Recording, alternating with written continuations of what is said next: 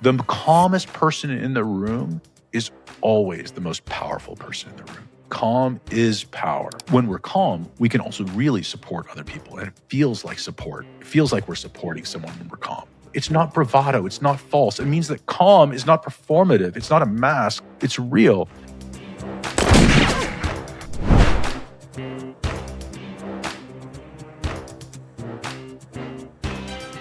Govindh, welcome to Point of Impact. I'm so glad to have you here. I'm glad to be here, Aaron. It's great to see you again. Well, I had such a great time talking to you on your show, Paper Napkin Wisdom. And I tell you what, entrepreneur, multiple times over, podcast host, and actually, maybe we'll bring it up. I'm really curious about some metrics on your YouTube channel recently.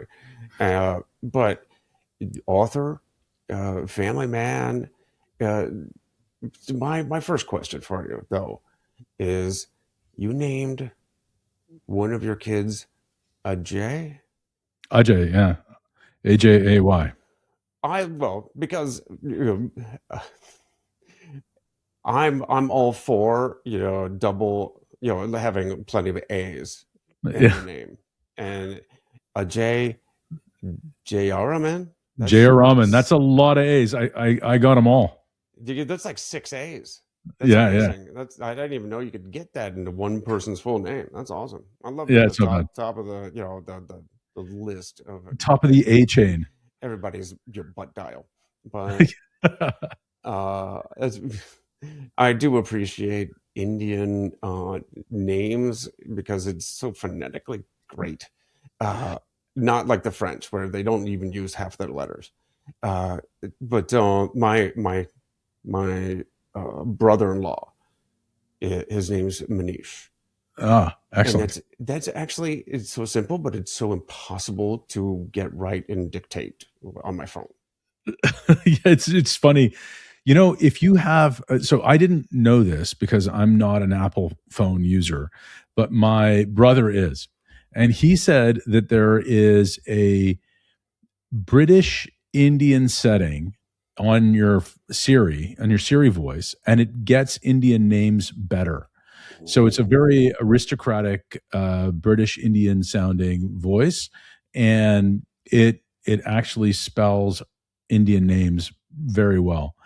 And so that's interesting. I haven't been able to experiment with it because I don't have Siri, but for those of you and everybody who's listening who has Siri and has Indian friends or Indian family, it works out really well. So nice tip. Although, much to my sister's chagrin, I kind of quietly like calling him Manish. Anyhow, she doesn't like it. Anyhow, oh yeah, she's gonna kill me for that one. But tell me, entrepreneurship, leadership. Is this? You started very early. What was your first business? Was it at 18? Was this a like entrepreneurship is a family gene, or you just had a streak about you? No, I think it was a family gene, Aaron. I think my grandfather was an entrepreneur. Many of my uncles and aunts are entrepreneurs. My father was an entrepreneur when I was growing up. I remember working in he had a renewable energy company. They were installing solar panels back in the late 70s and 80s. So I remember running around his shop when I was growing up. And he even actually was a photovoltaic. So that's converting sun's energy into electricity. He was a pioneer in the industry. And back in the early 80s was doing business with China, exporting photovoltaic technology there. So it was really, he was all over it. My mom was an office manager in entrepreneurial companies. So I was around it growing up.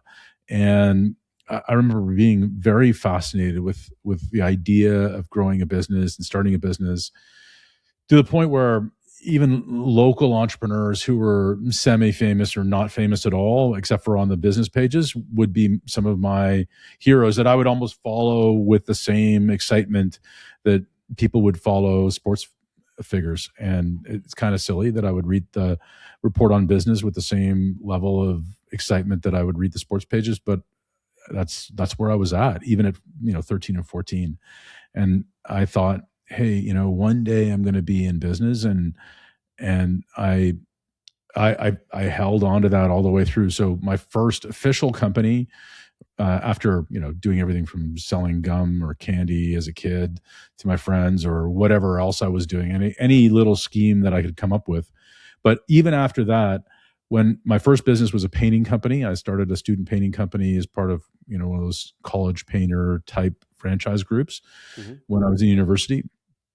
And then following that, for a couple of years, I dabbled in real estate. I was doing some general contracting, and then moved into import export, and then eventually moved into tech, where I spent a bunch of years. And then renewable energy, following my parents' footsteps, my father's footsteps, and then back out of renewable energy back into tech, and now I'm helping. I'm still involved in business, but primarily I'm helping other leaders grow themselves and grow their companies and grow their impact, whether that's their impact on their teams, their impact on their communities, or their impact on their customers. And best yet, when they're doing all three together, that's where I get really excited.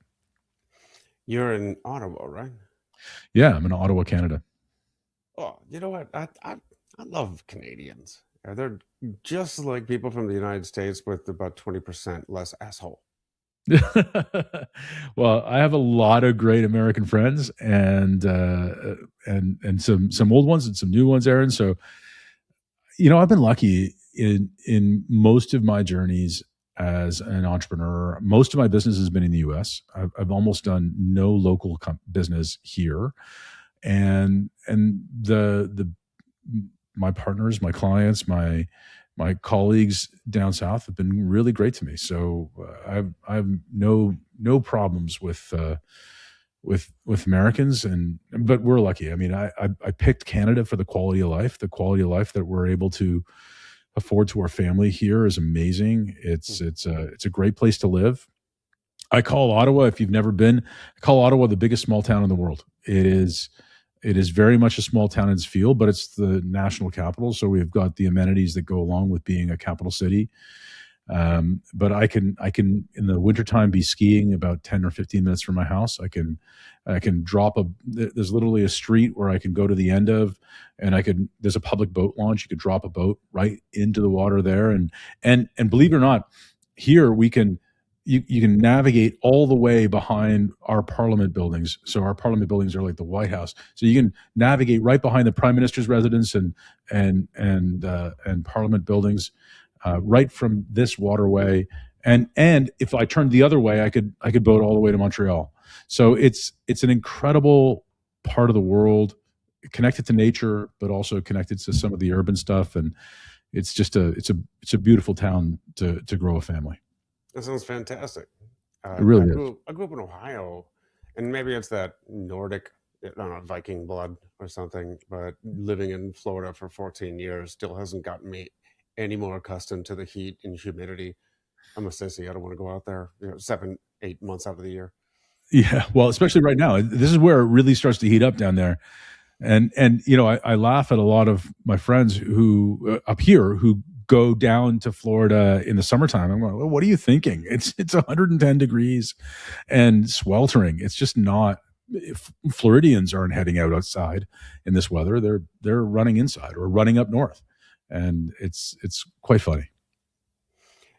I trained for the Badwater 135 Death Valley in my garage over the summer, and they said, "What did you think about it?" I'm like, well, yeah, it was not too bad. It was nice dry heat. Yeah. Anyways, enough about me. I want to ask you more about your focus on leadership, on coaching, guidance, other other entrepreneurs and leaders. But you talk about say leadership without titles, so within a team. Uh, What is the difference between somebody with authority and somebody who leads more with natural trust? Yeah. So, what's really interesting is we sort of maybe we cut our teeth in leadership in different ways, right? You were in the military where it's very title and hierarchy based, isn't it? I mean, people have specific roles and specific titles, and those are very well articulated and respected just because they ought to be. And I don't have a problem with that necessarily in that environment. The challenge is that in other parts of the world, in the other parts of society, people rest on their titles. People don't necessarily even feel like they need to maintain ownership of the responsibility, the accountability that comes along with it. People talk about stuff like responsibility and accountability being paired and how important it is to pair the two. But in practical circles, and we all know this, right? We all know of leaders. We can point to people who are in leadership roles who don't wear that leadership role well, who don't earn that title every single time they walk into a room or every single time they engage with another person. So I believe very firmly that those who are the most responsible, those who are the most accountable, who volunteer the most accountability to their team, tend to be the ones with the greatest leadership, natural leadership. Mm-hmm. So this is all part of what I've coined over time to be my magnetic leadership framework. And this framework is really based around 4 pillars: confidence, congruence, calm, and contribution. And when a leader lives with those pillars intact, aligned, and focused, then they have this magnetic quality to them that people automatically trust them, believe in them. But it's not just artificial. It's because they create so much safety around them that people want to be with them. Their team believes in them because they believe in them. They give that trust first. They give they point those pillars in the direction of their team and provide safety to them so that they can learn and grow. And in the environment of that, people are willing to take a chance. People are willing to do great things in the environment, in that kind of environment. And conversely, in that kind of safety, clients are massively attracted to those kinds of leaders because ultimately, when you're building a business and you're selling something to somebody, it's the transfer of trust where people actually believe that you're going to do the right thing for them no matter what, right? Which sounds a lot like leadership too. But that's why people engage in business. If you're going to buy a product or service from somebody, you're going to do that because you believe that they're going to do the right thing by you. They're going to take care of you. This product that I'm going to buy from you is going to work and it's going to solve my problems. It's going to serve me well. Or if that service that I'm going to buy from you, well, it's again, I can count on you and your team to deliver that service to me.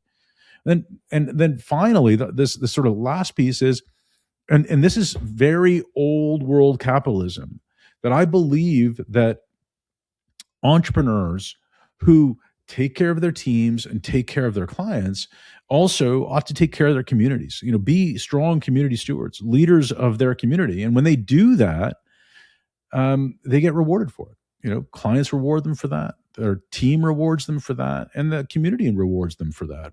With accentuated branding and all kinds of other opportunities. So, and if you really think back to the roots of capitalism, the roots of when they talk about corporate structure, The Wealth of Nations, Adam Smith writes about this idea that companies should be rewarded for how they behave in the community. And so this old idea around leadership, about being a steward for your team, being a steward for your client, being a champion of your community, helps when you align your pillars in those directions to create the safety that creates this magnet, this pull of business, of opportunity, of growth in your direction. And it tends to be those people who are most engaging, most leadership oriented. And they feel like they're very outward, but they're not. They feel like they're just doing things for service, but they're not. It's a very bilateral relationship, but it's not about money. It's about contribution. and profit follows contribution. Long answer, but that's my view on leadership, and this, and I think that we're in an era where we're rewarding that kind of leadership more and more. Well, I hope so. Now, I like that the 4 C's of magnetic leadership. Although, being a former bomb technician, I'm going to have to appropriate that and call it my C4 framework. That sounds totally appropriate.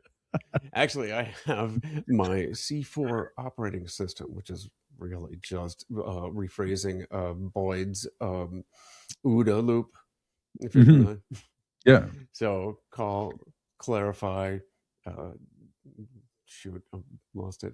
Call, clarify, choose, and commit. Anyhow, I'm going to have a couple more C4s. Anyway, That's right. Yeah. So the C4, my 4 C's or your C4s are again confidence. So confidence, people think of confidence as being this loud thing, right? This the person who comes in and commands the room or storms in the boardroom and stamps their fist against the table. But that's not the kind of confidence I'm talking about. I'm talking about the kind of confidence that has the courage to speak the truth early, speak your truth early, and without charge. So there's no additional emotion in this, but speaking your truth and being clean about it, being able, there's the kind of leader that can have one-on-ones regularly and notice that somebody needs support, take them aside gently and have that quiet one-on-one, put your arm around them and say, hey, what happened here worked or didn't work. And here's what the standard could be, and what do you think about getting there? And I'm going to support you to get there together. But doing that early and without charge, that's real confidence. That's what it feels like. And just I can see it in your face almost that you're thinking of leaders who've behaved that way in your past, and those are the confident leaders, right? Those are the people that we really believe in. Now, congruence is the trust bridge. Congruence is doing what you say, saying what you do, and some people will call it integrity, and some people will call it other things, but it really is about your actions. You can't just, it's not metaphorical, it's not symbolic. Congruence is something that people feel, and when congruence is intact, that's the trust bridge. It makes all the other pillars trustworthy. It means the confidence is sincere. It's not bravado. It's not false. It means that calm is not performative. It's not a mask. It's real. People can believe you when you're calm. People can believe that when you're there to provide encouragement or contribution to them, that you're not doing it in exchange for something. You don't have one hand behind your back expecting something in return. You're just there for them, right? That's what congruence makes everything else believable. And we all know those leaders who show up in a room, and when they say something, we believe them. That's because they have high congruence. Calm is actually where power lives. People think it's in confidence. It's not. The calmest person in the room is always the most powerful person in the room, because they are able to have all of their presence and access to all of their resources.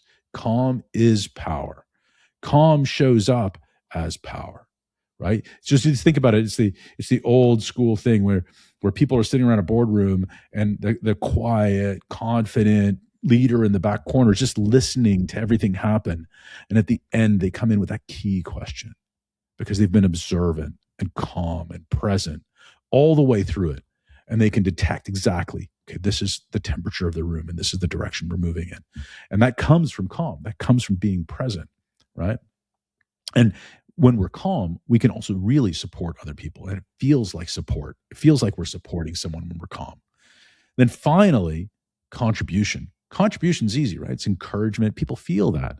But when we don't have congruence, when we don't have confidence, when we don't have calm, it sounds performative. It just comes off as fake or loud or insincere or about me instead of about somebody else, right? So contribution can only be received when it's sincere.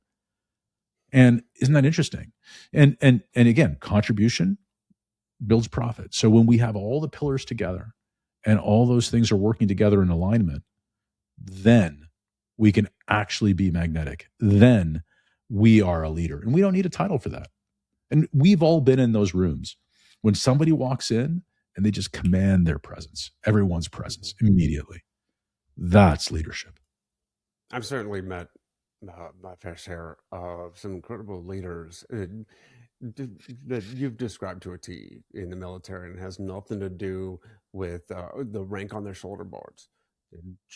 They carry themselves in a certain way, and when they enter a room, no matter if it's a tent flap or a boardroom, the people turn to them. The energy in the room changes. You know that they're unflappable. They're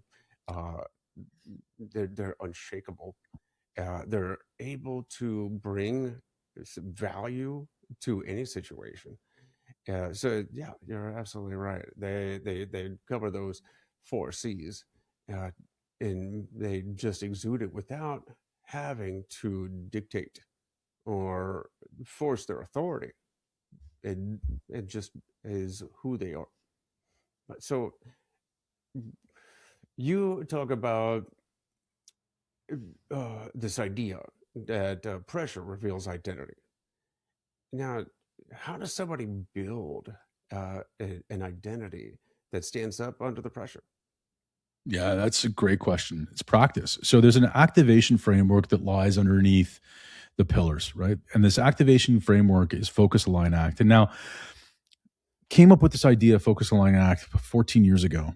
And at the time, I thought I knew what it meant. It's interesting how sometimes we come up with these ideas and we have to experiment with them. And in this case, I'm a slow study, apparently. It took me 14 years to revise it. But my first version of this, Aaron, was focus on your goals, right? Create a focus around your goals. And they were quantifiable. They were, I had all the SMART acronyms around it, specific, measurable, actionable, realistic, and time bound, all this stuff, right? So I had that. And then on the other side, in addition to the focus, there was align. So focus, align, act, FAA.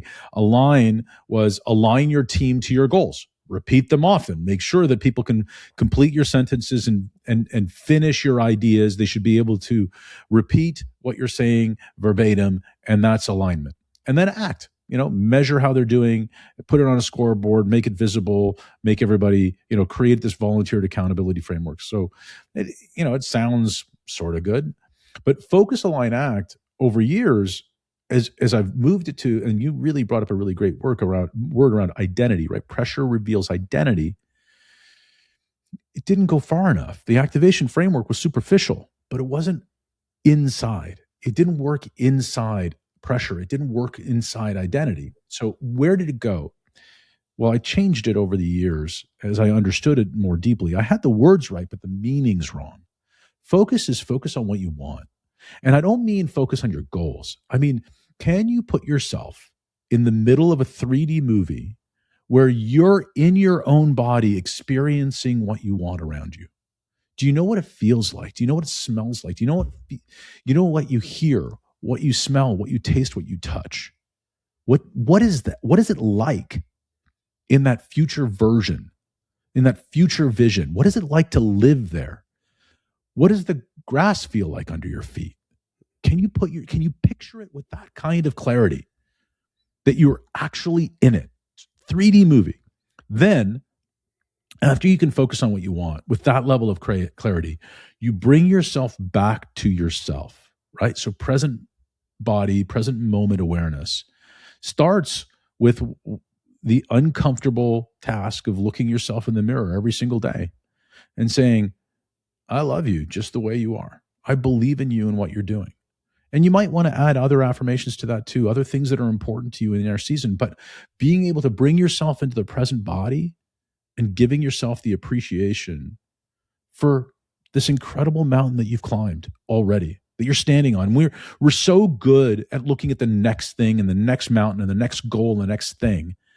Without bringing ourselves back to the present moment, we have no ability to be able to connect the future with the present. So quantum thinking is taking this future idea, this future sense, and then bring it right back into our body. Then once we bring it into our body, once we can charge ourselves with that emotionally in the present moment, take an action, one action. Go all in and release the outcome. The outcome doesn't matter. I'm a big sports guy. I love sports. Sports play a big part in my life. And in every sport, they say it. Oh, he's got the game on his stick if it's hockey. He's got the ball in his hands, right? That's basketball, right?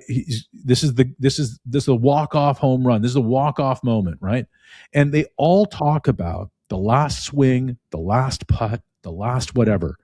But if it's golf, there were 259-ish shots that mattered just as much as that 260th.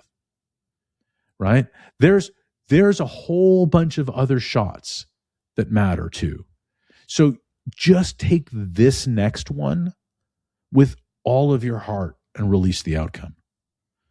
And do it once you do this supercharging of yourself every single day, where you take this future reality, this future vision that you've just put yourself in and you've allowed yourself to feel, then you bring it into your present body, and then you take an action. And this practice, this daily practice, and I mean every day, 7 days, no cheat days, no day offs, no nothings. You do this every single day, and that practice, that activation framework, helps you reinforce the identity that you already are. It helps you become who you really are. And that's the magic. We all wear these masks. You had to wear one, right? But we all wear these masks. And for a lot of us as entrepreneurs, those masks work really well. They're performative. They have come with skills or sales or persuasion or ability, so these almost manipulations that we can create in the world around us. And we wear those masks so well that we get used to wearing them, and we forget that there's an identity underneath it that doesn't need the mask. So we have to practice. You put the mask down and just be who you are. And when we are that out loud for others, when we are that out loud for ourselves, then we attract. Then that magnet really activates under pressure. And we've practiced being ourselves. We've practiced these moments. And all the greats do this kind of a thing. All the greats do this kind of a practice. Michael Phelps, the famous swimmer, there are stories about how he would not just practice winning, because he did that, but he would also run movies in his mind of doing, being in competition and things going wrong, false starts, bad turns, running through adversity. And, here we are in 2006 in the Beijing Olympics. One of those things happened. A goggle flipped. He was blinded in the water. He couldn't see what was going on around him. And he still crushed it. He still won. He still won gold. How did he do it? Because he visioned it already. He had already seen him going through adversity. He'd already experienced it. So when it happened, he knew what to do. He counted strokes. He knew how many strokes it was going to take to get to the wall. He'd already practiced that. That's brilliant. That one of those neurological. It's like a psychological trick our own minds play on ourselves. It reminds me of the what do they call it? The peak end rule, where our minds are already, no matter how difficult the struggle, already working on diminishing all of the struggle and emphasizing just the peak moment of stress and the finish, Right. finishing it. So you remember how tough it was, but not so much the pain. And then you remember accomplishing it. You store the lesson, not the pain. Yeah. And so we can do that in practice. We can practice those things. We can practice the muddy middle. We can practice all those things in this quantum thinking example that we just talked about, where you can see yourself in this 3D movie, bring yourself back into your body with absolute love and acceptance, and then take an action.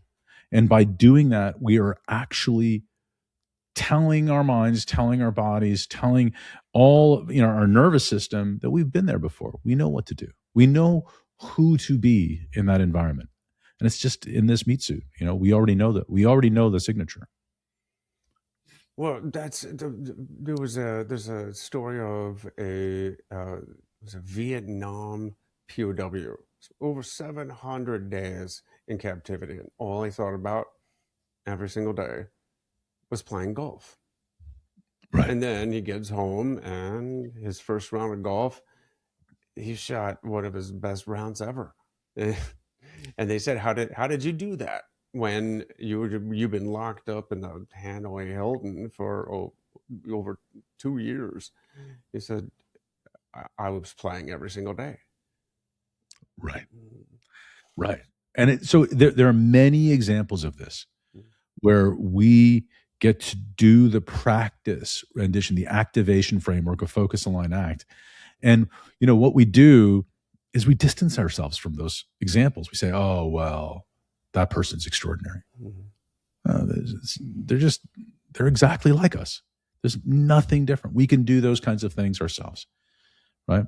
So all we have to do is practice it. You mentioned self-talk, affirmations, who you look at in the mirror. You wouldn't believe how much time I spend in front of a mirror, but I haven't changed, my appearance in the last 15 years. Still that young looking in my head.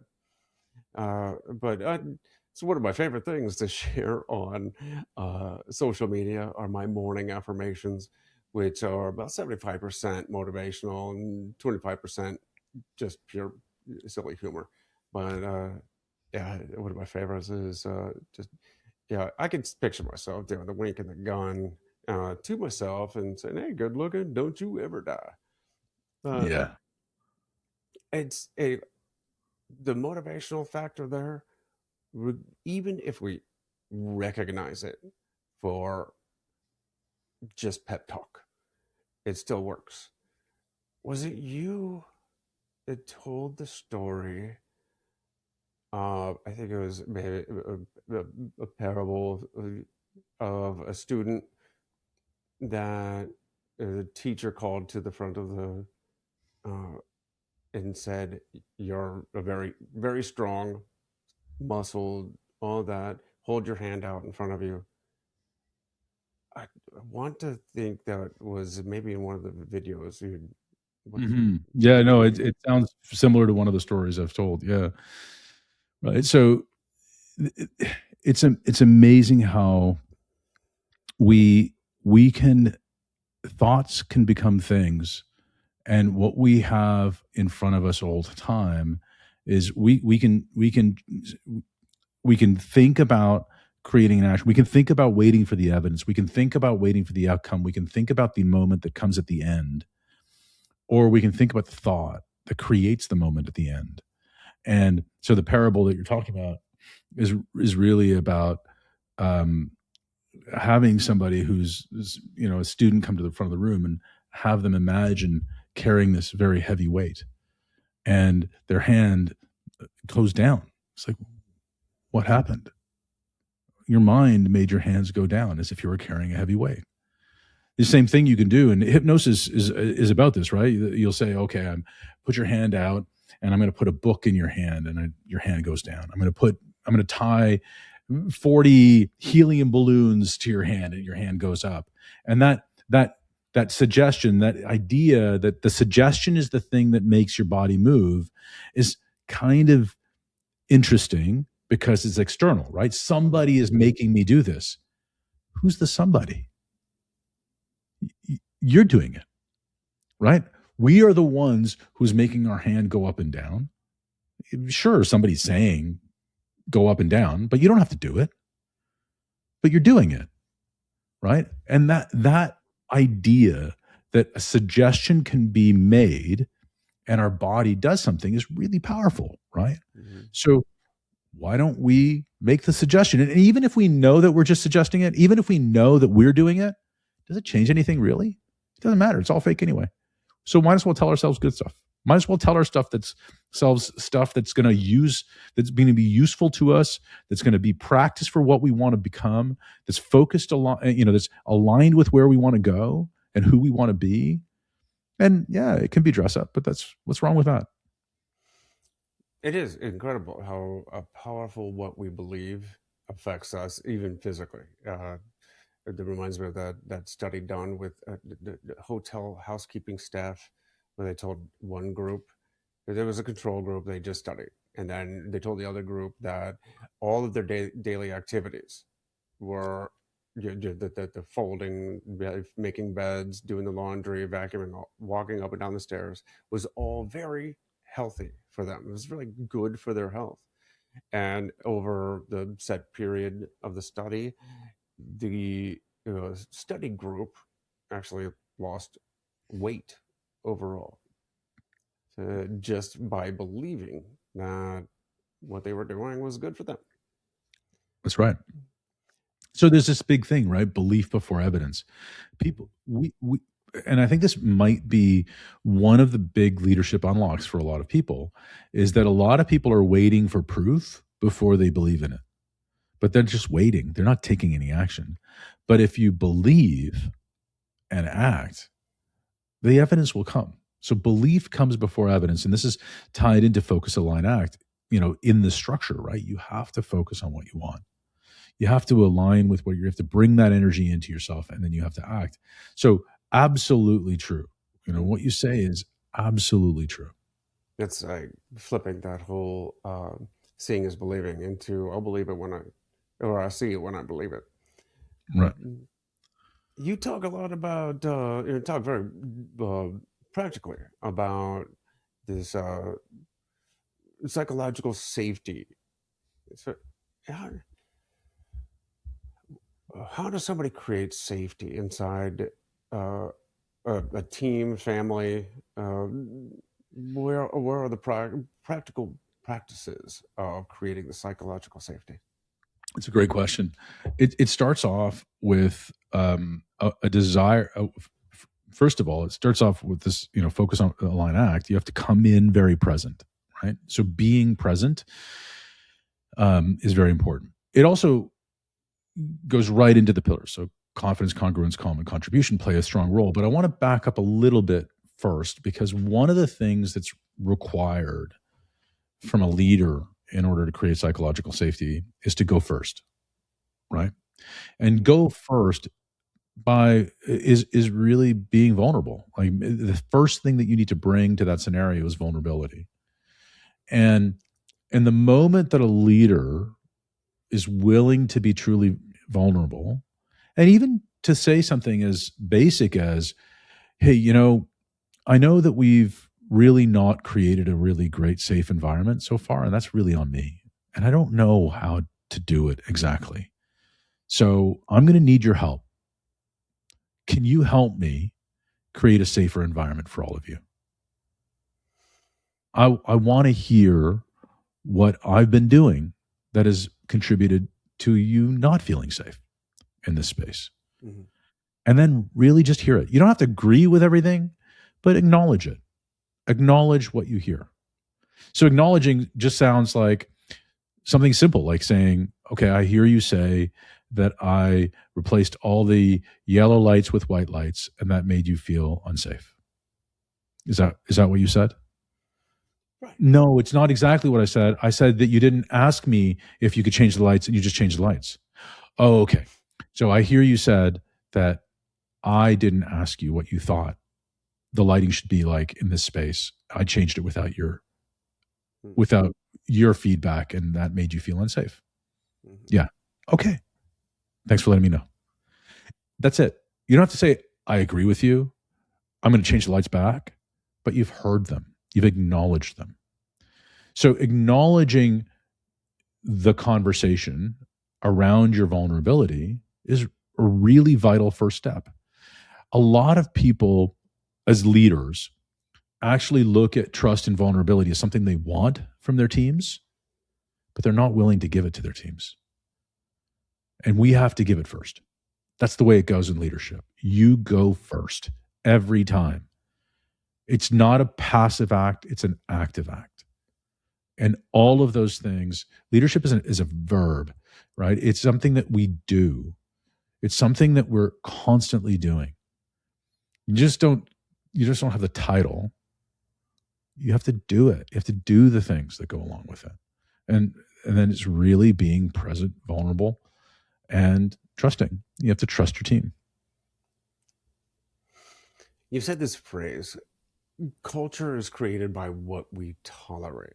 It reminds me of something, it was an Australian general once said, it just stuck with me, that it was, oh man, the standard you walk past is the standard you accept. Correct. Now, uh, how do leaders, quietly accept or tolerate certain standards that begin to poison teams, organizations, families?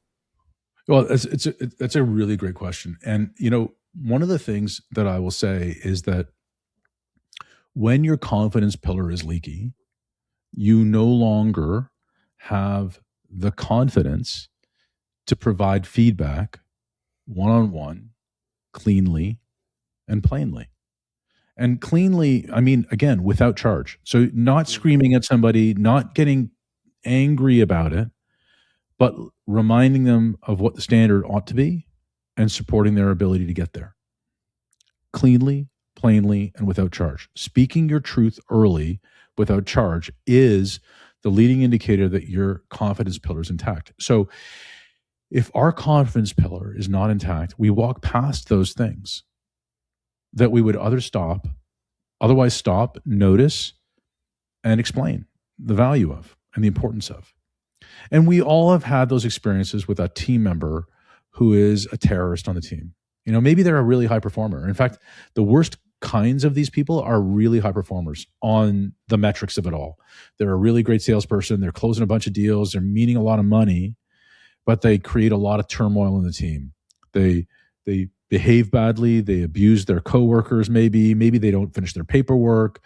They're lazy about how they do things. All those things are true. And unfortunately, in those circumstances, what ends up happening is the leader that could coach that person either up or out, depending upon the situation, that leader starts to say, I don't know what I would do without this person. I might not hit my quarterlies. We might fall behind. So I'm not going to say anything.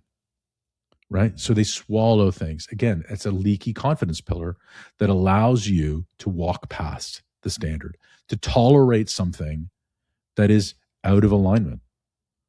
Does that make sense? Absolutely. And you also mentioned earlier about giving space and,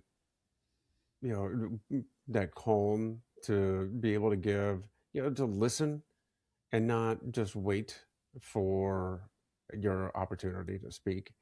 Of course, when it comes to a blind deaf guy and my kids, if I give even a moment of pause, they think I missed what they said and start repeating over and over and over. But that's just my situation. But let's talk about the situation because I think that's really relevant. There's a significant difference between how your children, your family, understands your silence or lack of response than a stranger would, right? A stranger who doesn't know even the dynamics of a cochlear device and ambient sound and how ambient sound can play in a loud environment. So listen, imagine you're in a typical social situation. So there's lots of concurrent conversations going on, and someone all of a sudden turns to you, doesn't say your name, and just launches into conversation. Now, you can't see them do that. You can certainly hear them do that, but you have no idea that they're talking to you. And they're going to project a whole bunch of things onto you that have nothing to do with you, that have only to do with them. And this is how everybody behaves. We don't see the world as it is. We see the world as we are. So we're walking out, our whole day, we're walking out there with a projector, projecting onto everyone our reality, our version of reality, and then interpreting their answers, their responses to us based on our projection, but not on reality. So that person is going to say, oh man, that guy's really rude. Didn't even pay any attention to me. I was right beside him. Oh, maybe you didn't hear it. No, he was right beside me. Oh, did you know that he's wearing a cochlear implant and it's on the other side of his head and you're in a really busy place? Oh, I didn't know that. Mm-hmm. Right? They made it all about themselves and not about the situation. Whereas in the other circumstance, your kids know that they're not projecting their reality on you. And maybe they are, because their impatience gets ahead of them. You're still thinking about an answer and you did hear them. You're thinking about a response and didn't respond, and they start repeating themselves. Mm-hmm. So maybe they are a little bit, but they're at least a little more accommodating, because they understand that it's not always about them that you didn't hear. And sometimes I don't even realize that I'm speaking to a completely empty room because they just left. Exactly. One of the things that I was wondering, and maybe you can clarify this. How do you have this exude the calm without slipping into passivity? Yeah, that's great. Action is a really important part. So calm can very easily become passivity if we're not present. Right? If we are no longer in the room, if we're exiting the room to appear calm, that's no longer congruent, right? It's not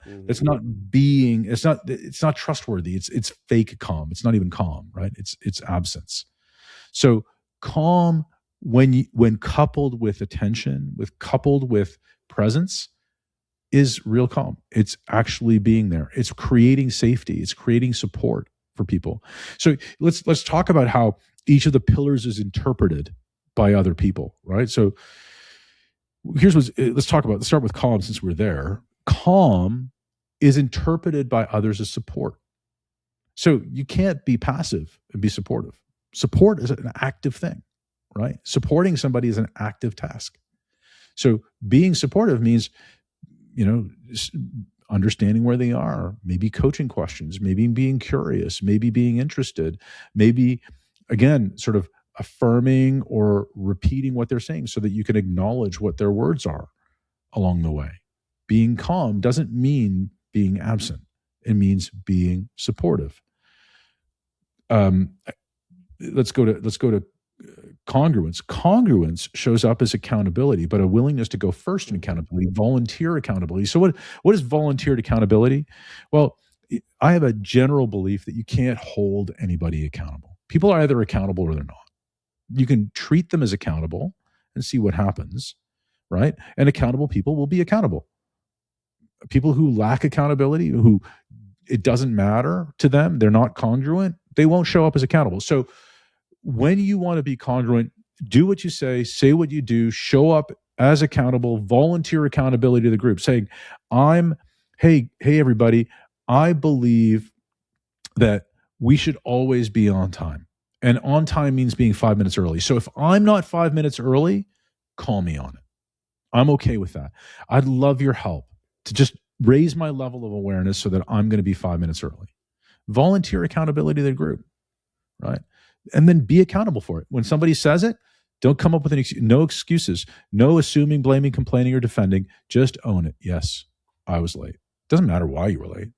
Like, for example, Aaron, I was late today. I was helping my son try and find his cell phone, and that made me late. It didn't matter why I was late. I was late. And yes, I communicated with you, but I was still late, and that causes a disruption in your day. And I have to own that. That's on me, 100%. So no assuming, blaming, complaining, or defending. No ABCD means that you own the outcome, regardless if you've taken accountability for it, right? You're going to be accountable. And that's congruent. So congruence shows up as accountability. So we've said calm shows up as support. Congruence shows up as accountability. Mm-hmm. Confidence shows up as feedback. The ability to give feedback to somebody one-on-one, right? Again, speak the truth early without charge. That's confidence, feedback. And then finally, contribution shows up as encouragement. the ability to really pour into people and really help them believe in themselves, really be there for them. Now, interestingly, you put these letters together: support, accountability, feedback, and encouragement. That's safe. So the pillars, when experienced properly, when deployed in alignment, create safety. So it goes back to your psychological safety questions again. Don't get me started on my boys and cell phones. And yeah, the military and special forces in particular have a saying about not rising to the occasion, but falling to the level of the preparation. And Yeah. I think you've said something along the same lines. How does somebody engineer their environment to best prepare themselves for the pressure, building themselves into somebody that can rise to the task ahead? Yeah. So I think that I think this morning routine that I talked about, that I sort of hinted at earlier on, around focus, align, act, is really important, right? Focus on what you want, journal about it, write about it, see yourself in it, put yourself in that 3D movie, and make sure that you're iterating on it, going into different parts of it all the time. There, there's a great bunch of science about that. I don't want to get distracted down that science, but you can literally rewire your brain and rewrite the story in your head by writing it. So write it every day from memory. Don't copy notes. Rewrite little pieces of your vision to yourself. See yourself in it. Feel yourself in it. Make sure that you're actuating all of your senses in that moment. Give yourself your little handsome gunshot when you get to the mirror, and make sure that you're doing that every single day, giving yourself that grounded awareness, present body awareness, present moment awareness, where you're looking yourself in the eye, loving yourself just the way you are, affirming that I believe in myself and what I am doing, and then take one action. Those three things on a daily basis, done early, will create an unbelievable amount of momentum in the direction of what you want, an undeniable amount of momentum in the direction of what you want. And it also creates the ability, as we talked about earlier on with the Michael Phelps story, that you are effectively preparing yourself for challenges along the way. So when you're building your model of the vision for the future, yeah, definitely talk about the rose petal tea that you're drinking and all the fun things that you're doing that really aligned with what you want. However, also talk about how you went through challenge to get there, and you're grateful for those challenges and those opportunities because they helped you get to where you are. Aaron, very few men I've ever met, very few people I've ever met have gone through the number of challenges you've gone through, and you wear them with so much gentle affection and gratitude for where you are. And you live that every single day. It's a beautiful inspiration for all of us. And that's the kind of thing that doesn't happen by accident. It happens with intention. So intention and action and belief before evidence creates even the greatest miracles. Why, speaking of that framework, focus, align, act, why do so many people get stuck between focus and act? They're waiting for evidence. They're waiting for something to happen. They're waiting for the universe or God or somebody to come down and tell them that they deserve it or it's already there. And, that's just not the way it works. And there's a reality in which, our brains are really great at projecting reality all the time. We talked about walking around with this projector all the time. This is somebody by the name of Brickman who did a behavioral experiment many years ago, 70s, 80s, I can't remember what it was, but took two groups, and these two groups were supposed to go out in the world and have conversations with strangers and then come back, and they were going to be interviewed on the course of the day. But one group, they put a scar down one side of their face, long scar from ear to their mouth. And it was, really, cinema quality cosmetics. It looked real. And they showed them a mirror of what it looked like. It looked very real. And then before they went out, they were going to go out and have conversations, and invariably, the group without a scar went out and had, what we would call pretty normal conversations over the course of that day, and they came back and reported nothing extraordinary.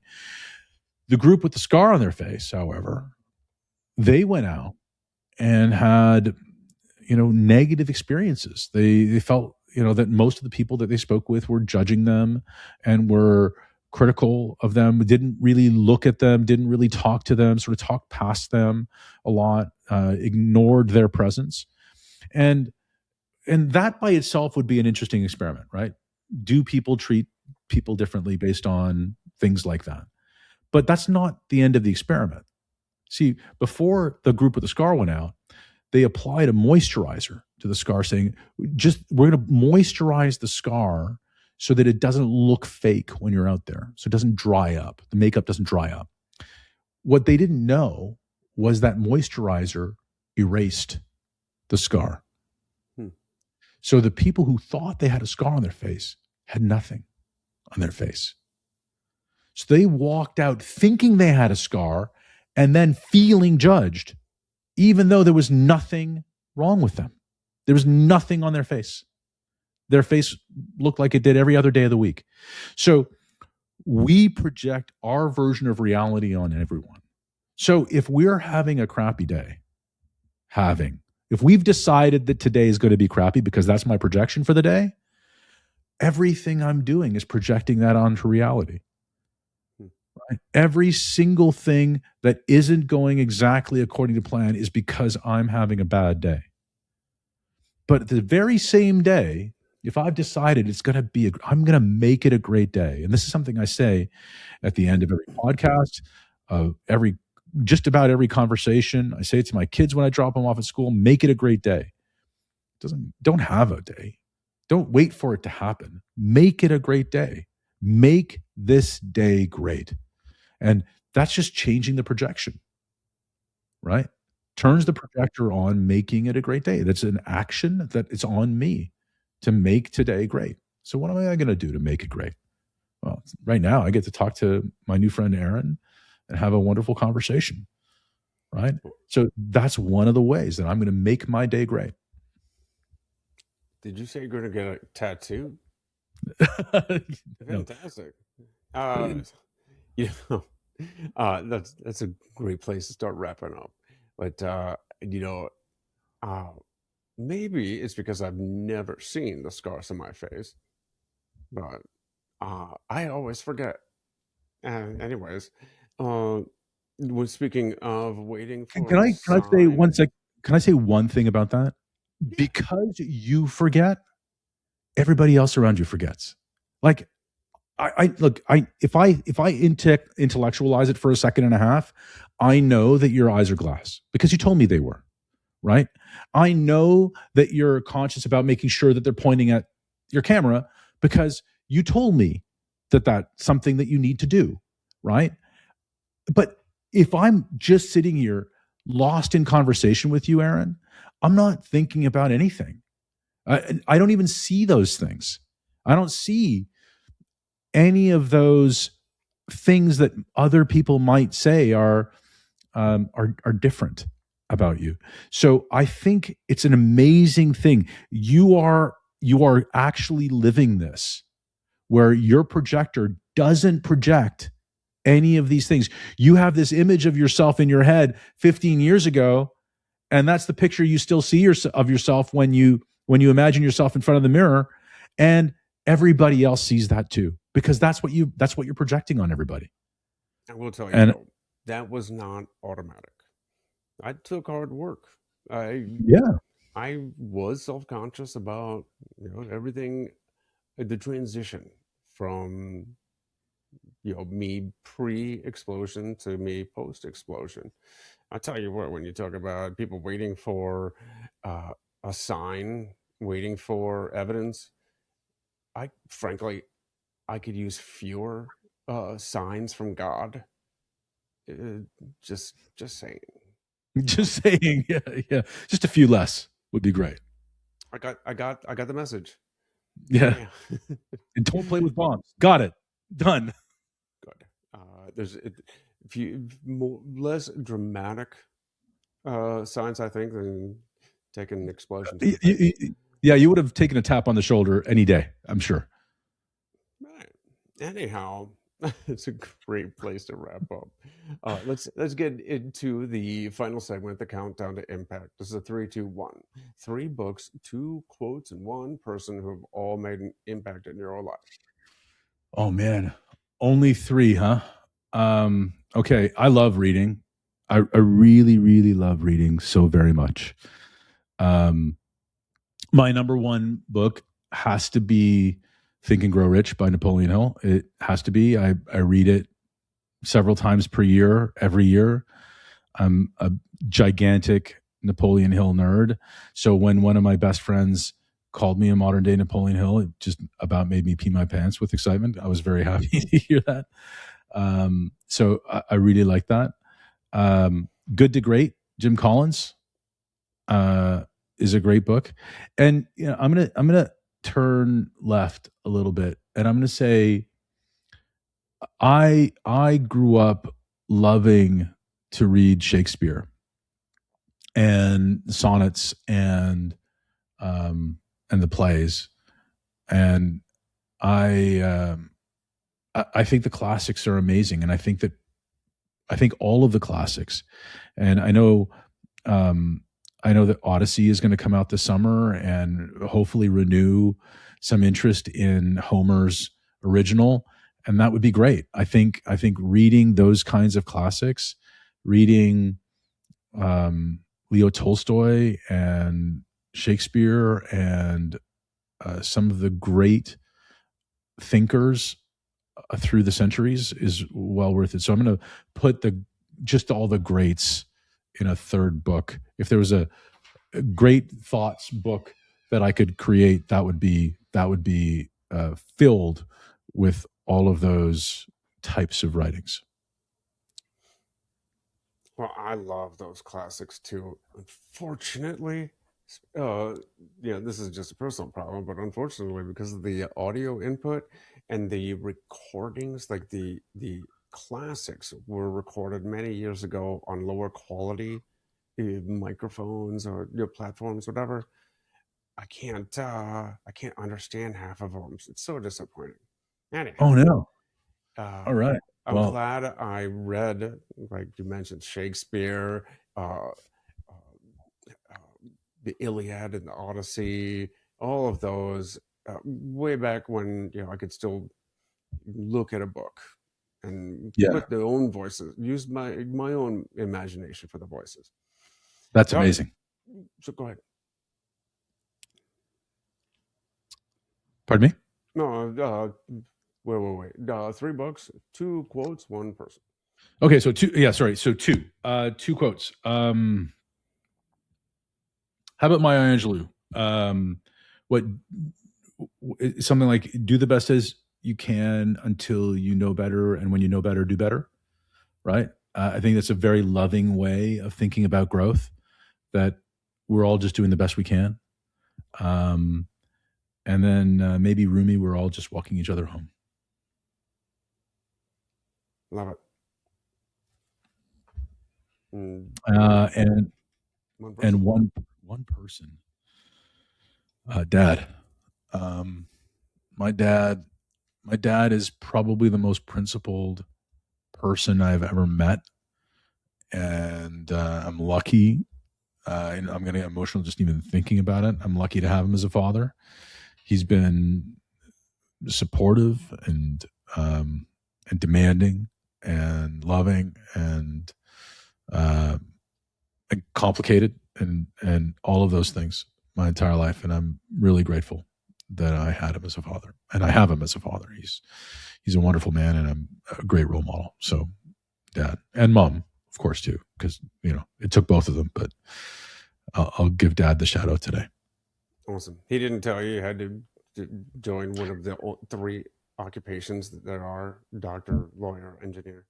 Oh no, they would have. I'm sure. So my younger brother is a doctor, so he did the family proud. But I think my father was very happy standing up for me in his Indian communities when I would show up with paint in my hair, and most of his friends of his first generation immigrant status didn't understand why, this bright young man, me, was doing this crazy stuff like painting, and he had my back all the way through. He believed in me all the way through, and I'm grateful for that. Last two questions. Where can people find out more? Well, everywhere, and even on YouTube. My YouTube's kind of really grown a lot over the last several months, and actually, the last several years. 2 years ago, when I started up Paper Napkin Wisdom again, I only had about a couple hundred people on followers or subscribers on YouTube. My YouTube channel's now at 24,000. And growing every day. So my YouTube channel has got a lot of content, and you can find out a lot, and just a lot of stuff there. And if you're an entrepreneur or a leader growing something, there is just a treasure trove on that, because I also interview some of the world's greats. Tom Bilyeu was on there before Impact Theory. I had James Clear before he wrote Atomic Habits. I have Brian Scudamore, 1-800-CAUGHT-JUNK. I mean, I have a lot of greats that are on that podcast, and I recommend the YouTube or the podcast and my website, papernapkinwisdom.com. And I welcome anybody to find me on LinkedIn or Facebook or anywhere else. I'll connect with them. Wow, you knew them when. Yeah. Last question. What's your definition of living a life of impact? It used to be measured differently, but I think that so I'd always come into places like the holidays or times around the holidays, like Christmas holidays or something like that. And I'd be very performative. I'd be, making stuff, doing stuff. I'd be very busy in these holidays, trying to make sure that everything was going well. And this last year, things really changed for me, where I was really present. I just really allowed myself to be present at the moment. And it was different. So I guess my measure would be presence, being able to be 100% into and with every single moment, connected with the people I'm speaking with, and with no other agenda or distractions. I love it. Thank you very much. All right, folks, that's the show. Before you go anywhere, go hit the link in the show notes, subscribe to Paper Napkin Wisdom, and I'll see you in the next episode. Govindh, thank you very much, sir. Thank you, Eric.